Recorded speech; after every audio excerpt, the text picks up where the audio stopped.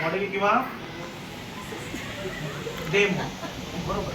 तर डोक्यापासून सुरुवात करू. कशापासून? डोक्याच्या केसांपासून ते पायाच्या नखापर्यंत आपला काय आहे सिलेबस. मग डोक्याचा सिलेबस काय असेल? हेअर, त्यांच्याकडे बघा, hair cut, hair style, hair colour, hair mehndi, head massage. हे झालं बेसिक. ऍडव्हान्स मध्ये काय शिकायला मिळेल? स्ट्रेटनिंग, स्मूथनिंग किंवा कॅरेटिन, असं काहीतरी बघा. किंवा आहे ना,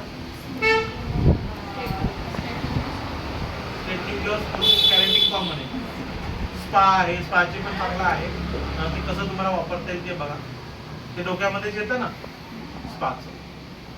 त्याच्यानंतर चेहऱ्यावरचा काय सिलेबस आहे बघा, त्यांच्याकडे काय करायला पाहिजे? आयब्रो, फेशियल, क्लीनअप, ब्लीच, बरोबर.